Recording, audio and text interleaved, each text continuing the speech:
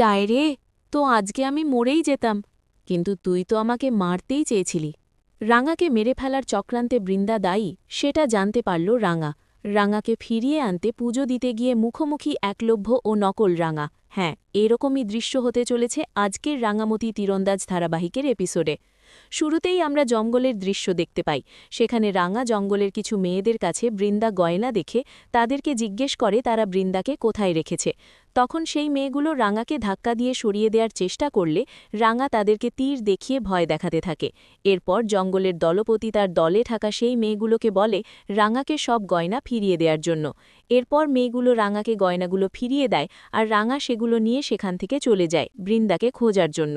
পরবর্তীতে দলপতি তার দলের মেয়েগুলোকে বকাবকি করতে থাকে রাঙার সাথে এভাবে আচরণ করার জন্য এবং তাকে তাড়িয়ে দেওয়ার জন্য।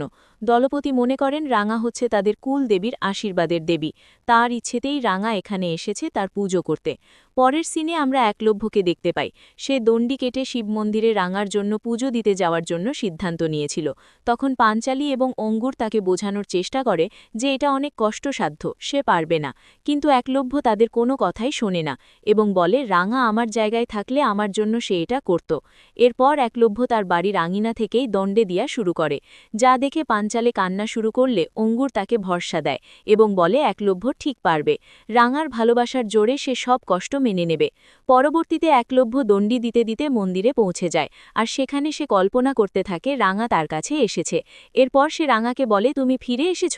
তখন রাঙা বলে আমাকে তো ফিরে আসতেই হবে, কিন্তু তুই কেন এত কষ্ট করছিস? তখন একলভ্য বলে আমার জায়গায় তুমি থাকলে তো একই কাজ করতে, তাই তোমাকে ফিরিয়ে আনতে আমি এটা করছি। এরপর রাঙা একলভ্যকে বোঝানোর চেষ্টা করে যাতে সে এত কষ্ট না করে, কিন্তু একলভ্য কিছুতেই রাঙার কথা শোনে না। এরই মধ্যেই পাঞ্চালে একলভ্যের কাছে আসে এবং তাকে স্পর্শ করতেই একলভ্য বুঝতে পারে রাঙাকে সে স্বপ্নে কল্পনা করছিল। এরপর একলভ্য শেষ দণ্ড কেটে ঠাকুরের সামনে হাজির হয় আর সেখানে হাতে আগুন নিয়ে আরতি করতে থাকে আর রাঙার জন্য প্রার্থনা করতে থাকে।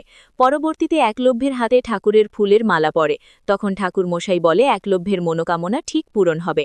এরপর একলভ্য সেখান থেকে বের হয় আর ঠিক তখনই রাঙার যমজ বোন সেখানে উপস্থিত হয়। তখন একলভ্য তাকে রাঙা ভেবে ডাকাডাকি করতে থাকে এবং তার কাছে যাওয়ার চেষ্টা করে, কিন্তু সেখানে ভিড় জমে যাওয়ায় একলভ্য আর রাঙার যমজ বোনের কাছে পৌঁছতে পারে না। আর ঠিক সেই সুযোগে রাঙার যমজ বোন সেখান থেকে সরে যায়। এরপর একলভ্য রাঙাকে খুঁজে না পেয়ে কান্নায় ভেঙে পড়ে, যা আড়াল থেকে রাঙার যমজ বোন খেয়াল করে। পরের সিনে আমরা প্রমিতা এবং সত্যজিতের ফোন আলাপ দেখতে পাই। রাঙা এবং বৃন্দা যে দ্বীপে সেই দ্বীপ সম্পর্কে সত্যজিৎ প্রমিতাকে জানিয়ে দেয়। তখন প্রমিতা সত্যজিৎকে সেখানে যাওয়ার কথা বললে সত্যজিৎ জানায় সে দ্বীপ অনেক ভয়ঙ্কর।